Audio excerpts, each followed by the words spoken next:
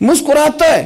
कमाल हो गए उरूज बंदगी का, जब बंदे को देख के रब मुस्कुराए। खुदा बंदे से खुद पूछे बता तेरी रजा क्या है, मुस्कुराता है। और मेरे नबी पाक अलैहिस्सलाम फरमाते हैं, जब मुजाहिद जिहाद के लिए सफ़ें सीधी करते हैं, आज तो ये रब के नाम पे मरने ही आ गए, ये सफ़ों में खड़े होंगे, तरतीब से लड़ेंगे, तरतीब से गला काटेंगे काफिरों का या शहादत लेंगे। फरमाया जब जिहाद के लोग सफ़े बनाते हैं तो रब उन्हें देख के मुस्कुराता है।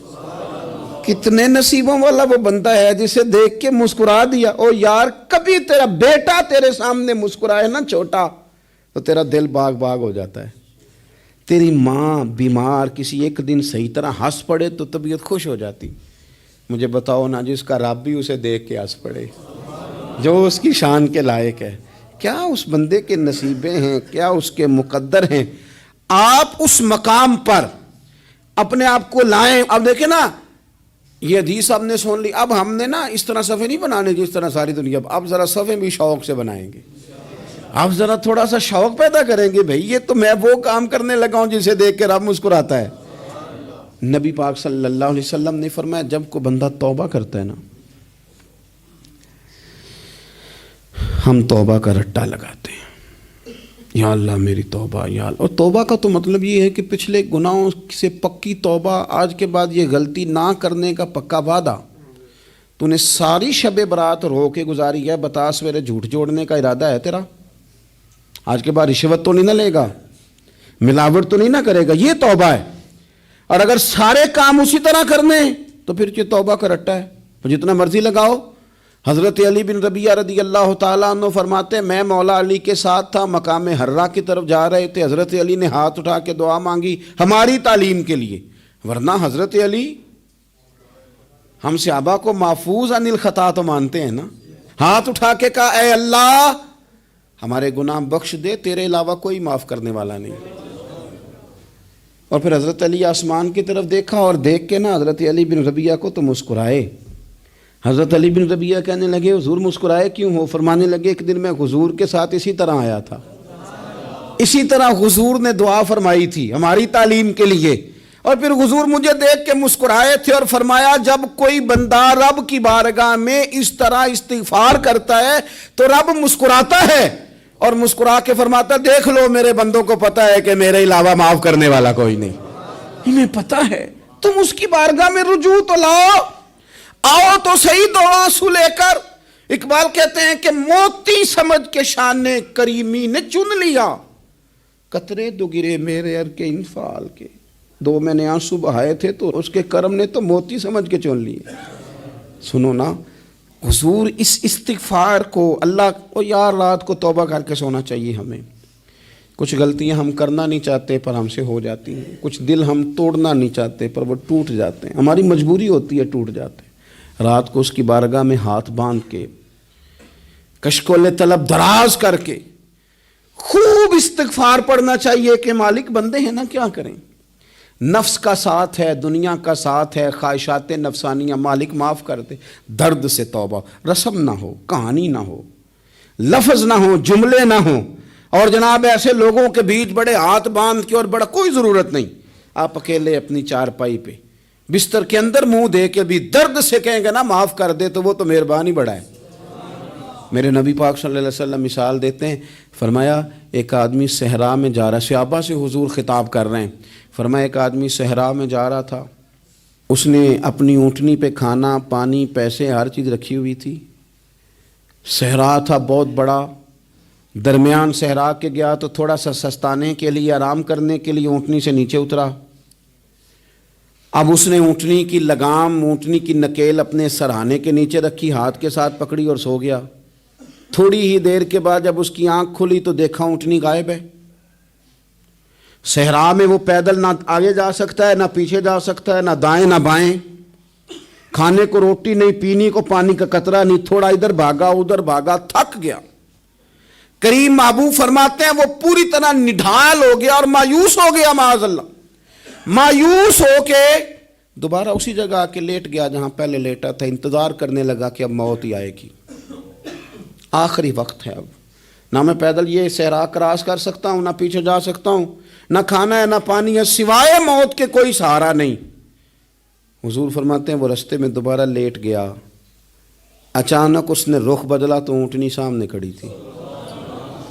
حضور نے صحابہ سے پوچھا بتاؤ نا اسے بھلا کتنی کو خوشی ہوگی؟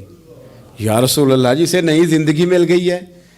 آپ دیکھیں نا سارے ڈاکٹروں نے کہہ دیا کہ اس کے تو گردے، معدہ، جگر ہر چیز ختم ہے، گھر لے جاؤ خدمت کرو، ہر طرف پریشانی ہے۔ وہ بندہ بھی سمجھ گیا ہے کہ آخری وقت آ گیا، کل جاؤں پرسوں جاؤں، تیاری ہو گئی، سب لوگ آ گئے، باہر والے بھی آ گئے، یہ ماحول ایک عجیب رنگ اختیار کر گیا۔ اچانک ایک ڈاکٹر نے آ کے کہا نہیں نہیں غلطی لگ گئی تھی۔ مجھے بتائیے انداز کیا ہوتا ہے؟ بغیر دوائی کے بندہ اٹھ کے کھڑا نہیں ہو جاتا، او میں تو بچ گیا ہوں۔ نبی پاک صلی اللہ علیہ وسلم فرمانے لگے اس کی اونٹنی مل گئی، بتاؤ بھلا اسے کتنی خوشی ہوگی؟ یا رسول اللہ وہ تو دوبارہ دنیا میں آ گیا۔ حضور فرمانے لگے اسے کچھ بھی خوشی نہیں ہوئی۔ جب کوئی رب کا گناہگار بندہ آ کے توبہ کرتا ہے، رب کو اس سے کئی گنا زیادہ خوشی ہوتی ہے۔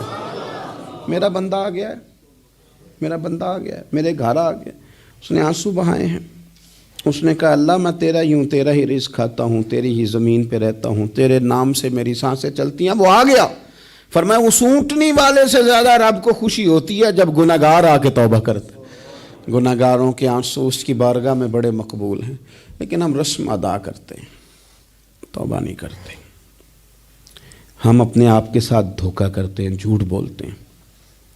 ہم بندہ کوئی ناراض ہو جائے تو ہمیں کو نہیں نیند آتی، اس کے گھر چلے جاتے ہیں۔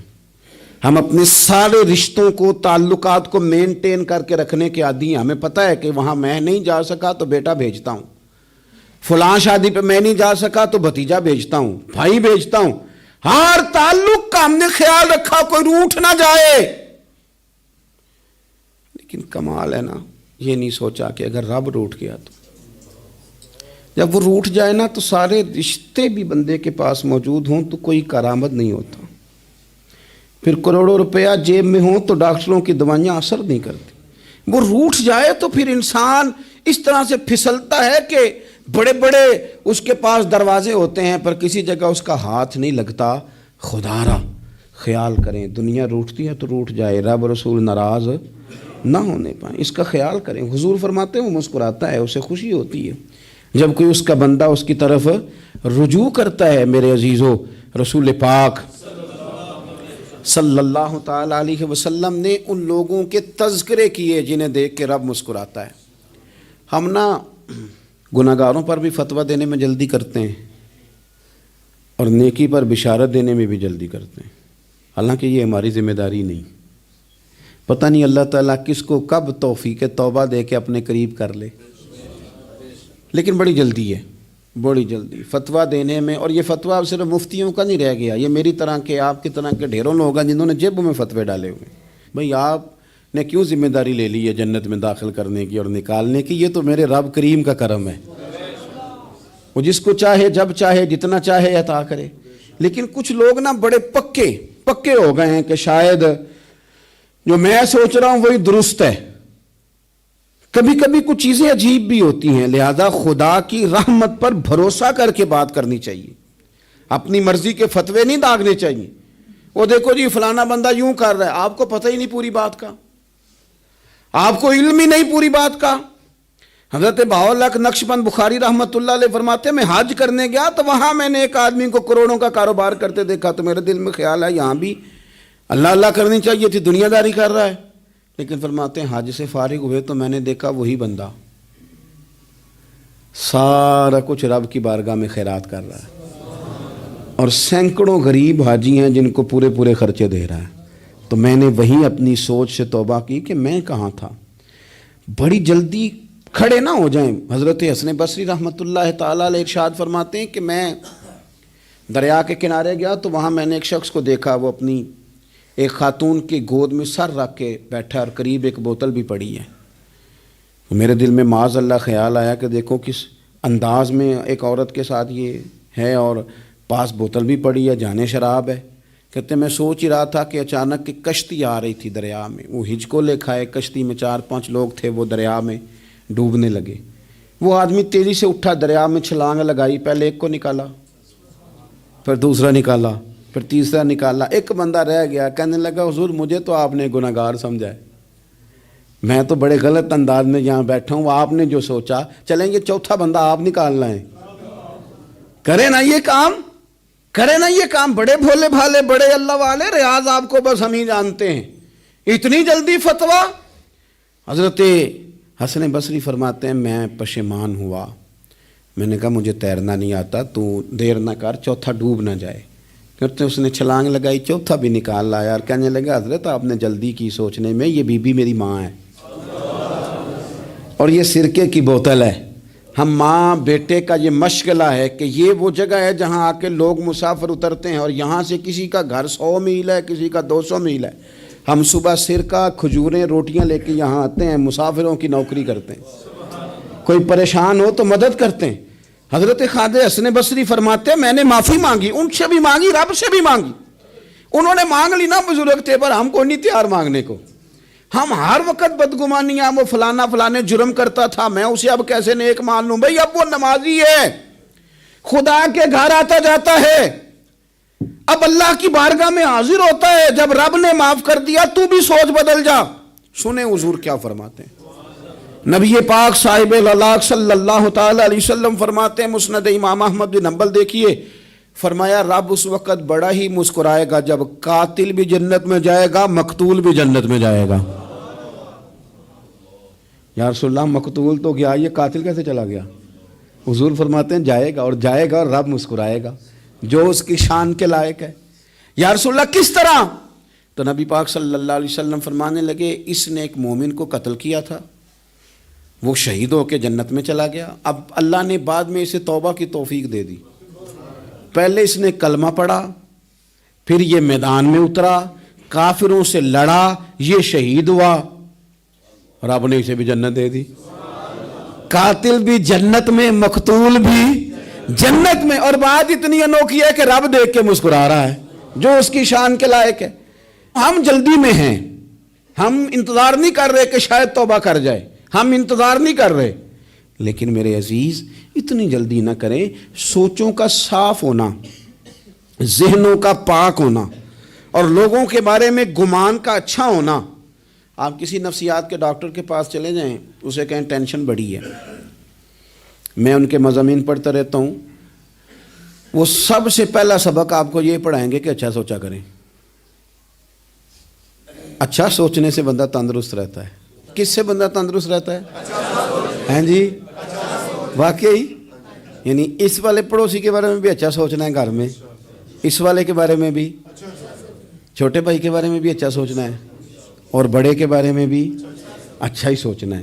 یعنی اپنی برادری قبیلے کے بارے میں بھی اچھا سوچیں, جو قبیلے کا نہیں اس کے بارے میں بھی چلیں تھوڑا سا اچھا سوچ لیں. اپنے بارے میں تو اچھا سوچا ہے بڑا.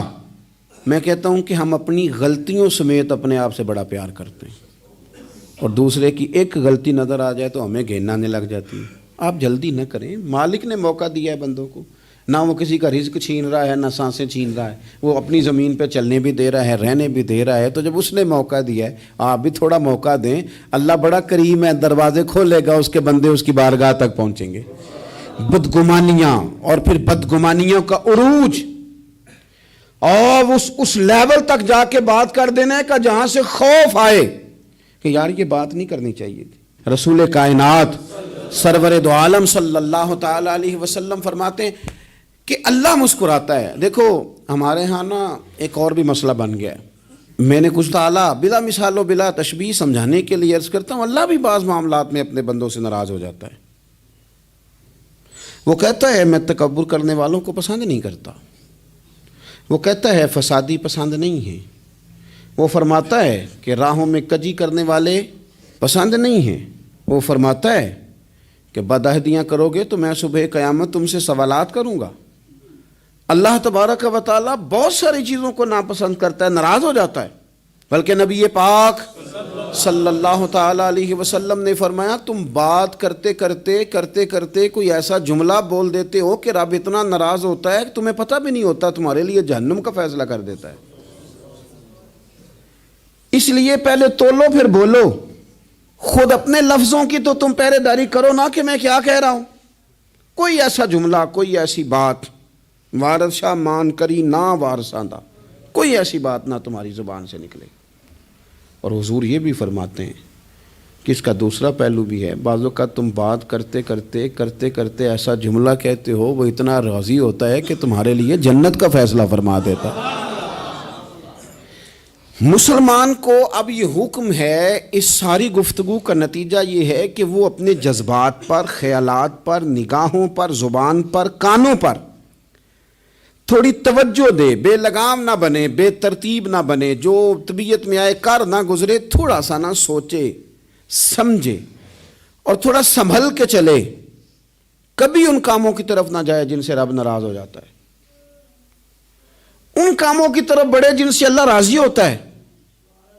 میرے نبی پاک صلی اللہ تعالی علیہ وآلہ وسلم نے ارشاد فرمایا، بعض احادیث میں لفظ یہ ہیں کہ اللہ اپنے بندوں کو دیکھ کے مسکراتا ہے جو اس کی شان کے لائق ہے.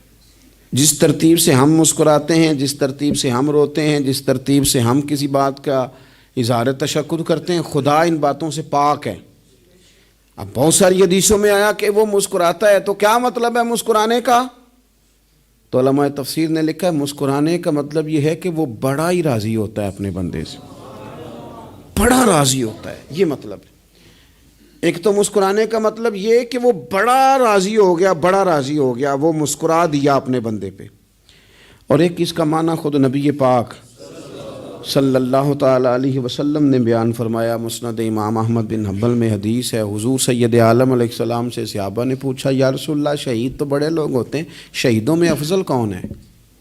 تو اللہ کے حبیب علیہ السلام فرمانے لگے، وہ والا بندہ جو ڈٹ گیا تھا کافروں کے مقابلے میں، وہ ہلا نہیں، پوری طرح ڈٹ کے جو لڑا وہ شہداء میں افضل ہے. حضور فرماتے ہیں وہ جنت کے بالا خانوں میں سیر کرے گا اور رب اسے دیکھ کے مسکرائے گا. رب اسے دیکھ کے مسکرائے گا، اللہ تعالیٰ مسکراتا ہے اسے دیکھ کے. اور اگلے جملے میں حضور نے وضاحت کر دی، فرمایا جب رب دنیا میں کسی پر مسکراتا ہے نا تو اس کا معنی یہ ہے کہ قیامت میں پھر اللہ اسے حساب کوئی نہیں لے گا. جس پر اللہ دنیا میں مسکرا دیا اس سے کوئی حساب، تو وہ کام ڈھونڈنے چاہیے نا جس سے اللہ مسکرائے. ویسے کبھی ہم ایسا کرتے ہیں کہ نہیں کہ کسی کو راضی کیا جائے؟ یہ کام ہم کرتے ہیں کہ ہماری کمپنی کا جو سربراہ ہے وہ ہم سے راضی رہے، جس ادارے میں ہم پڑھاتے ہیں اس ادارے کا بڑا ہم سے راضی رہے. یہ کرتے ہیں ہم، اس کے لیے کچھ نہ کچھ ہیلے بہانے ہم کرتے ہیں. برادری، قبیلہ، علاقہ، بستی، لوگ کسی طریقے سے ہمارے ساتھ مطمئن رہیں، کرتے ہیں نا یہ سارے کام. اس میں تھوڑی مشکل بھی ہمیں آتی ہے لیکن کرتے ہیں. کیا کریں، گھر میں بھی کئی دفعہ ایسا ماحول بنانا پڑتا ہے. چلیں ایک اور میٹھی مثال دیتے ہیں، زیادہ سمجھ میں آئے گی. چھوٹا بچہ خوش رہے، آپ اس کے لیے محنت نہیں کرتے. وہ چھوٹا ہے، اس کو خوش کرنا فرض ہے ابا پہ، لیکن وہ کہتا ہے کہ میں نے موٹر سائیکل لینا ہے. چھوٹا ہے، چلا ہی نہیں پائے گا، تو ابا پھر اسے راضی کرتا ہے، کہتا ہے بیٹے چھوٹا سائیکل لے لے، چل میں تجھے اڑانے والا جہاز لے دیتا ہوں. مقصود کیا ہے کہ اس کو ناراض نہیں کرنا، یہ روئے نہ، اس کا دل نہ ٹوٹے. ہو یارو سنو نا میں کیا کہہ رہا ہوں. اگر چھوٹے بچے کے لیے وہ چیزیں ڈھونڈتے ہو، میرے ابا جی نا اپنے نواسے کے لیے کھلونا لے کے آئے تو بچہ بڑا ہی کھیلا، تو ابا جی کہنے لگے لو پیسے پورے ہو گئے میرے. بچے کو پسند بڑا ہے نا، پیسے پورے کر چھڑے نے، دیکھو نا جی کتنا اس کو راضی ہوا ہے. تو انسان کیا کرتا ہے کہ کوشش کرتا ہے چھوٹا بچہ بھی ناراض نہ ہو، تو وہ چیزیں وہ ڈھونڈتا ہے کہ اس کو کیا پسند ہے، چاکلیٹ لے جاؤں، فلاں چیز لے جاؤں، آئس کریم لے جاؤں. تو ایک بچے کے لیے، گھر کے لیے، سربراہ کے لیے اتنی محنت کرتے ہو، تو وہ کام بھی ہمیں ڈھونڈ کے تلاش کرنے چاہیے نا جس سے رب راضی ہوتا ہے، اللہ راضی ہوتا ہے. بتاؤں وہ کون کون سے کام ہیں؟ نبی کریم صلی اللہ تعالی علیہ وسلم نے ارشاد فرمایا 3 لوگ ہیں جنہیں دیکھ کے رب مسکراتا ہے. یا رسول اللہ صلی اللہ علیہ وسلم وہ کون کون سے؟ تو محبوب فرمانے لگے ایک وہ بندہ ساری مخلوق سوئی ہے، آدھی رات ہے، رات کا پچھلا پہر ہے، اس نے اٹھ کے وضو کر لیا، مصلی پہ کھڑا ہو گیا خدا کی یاد میں. فرمایا اسے دیکھ کے رب مسکراتا ہے جو اس کی شان کے لائق ہے.